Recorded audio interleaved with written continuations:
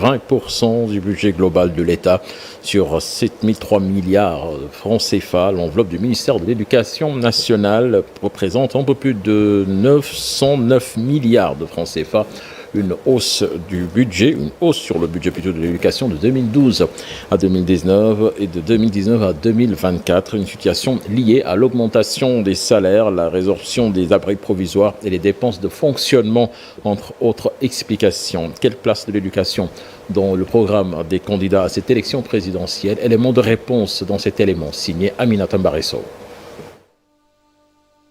7 003 milliards de francs CFA, le budget global de l'État du Sénégal en 2024. Dans ce budget global, celui réservé au ministère de l'Éducation nationale s'élève à 909 milliards 323 millions 430 797 francs CFA, une hausse de 130 milliards comparée à celui de l'année 2023, une augmentation qui peut s'expliquer par l'impact financier lié aux accords conclus entre l'État du Sénégal et les syndicats d'enseignants. De 2012 à 2015, l'enveloppe réservée à l'éducation nationale a augmenté de plus de 379 milliards de francs CFA, soit 94,75 milliards par an. Le ministre des Finances révèle que le budget a connu une hausse de 177% depuis 2012. De 2012 à 2013, c'est une augmentation de plus de 24 milliards de francs CFA, une courbe ascendante qui se matérialise déjà en 2018 avec 21,6% du budget de l'État consacré à l'éducation nationale.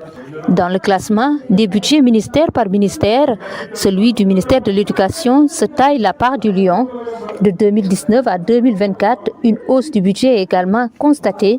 Il est passé de 475,5 milliards en 2019 à 909 milliards 323 millions 430 797 francs CFA. Un ministère qui a également piloté de nombreuses réformes et des projets phares, dont l'augmentation des salaires des enseignants et la hausse sur les indemnités de logement, des indemnités qui sont passées de 60 000 à 100 000 par enseignant. Au cours des 12 années de règne du président Macky Sall, des réformes relatives entre autres au programme enseigné a fait l'objet d'études et de concertations entre les acteurs. Une continuité ou une rupture de ces politiques déjà engagées pour l'éducation nationale. Nous avons fouillé dans les programmes des candidats à l'élection présidentielle pour avoir une idée plus claire sur la place qu'occupe l'éducation nationale dans les programmes. Pour le candidat Aliou Mamadou Dia du Parti PUR, le chapitre éducation nationale est visible dans le pilier 1. Le candidat plaide pour la promotion d'une transformation de l'éducation et de la formation professionnelle et technique. Khalifa Sall de la coalition Khalifa, président 2024, décèle environ 12 manquements à corriger pour une éducation adaptée et de qualité. Pour Khalifa Sall, il faut construire un système éducatif performant qui fait de l'école un moyen de transmission de savoir, un espace de construction de la citoyenneté et un instrument de socialisation. Khalifa veut renforcer le curriculum, les programmes d'enseignement-apprentissage et les systèmes d'évaluation en y incluant la technologie.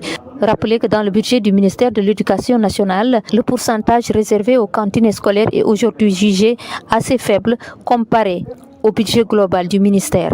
Des manquements à corriger.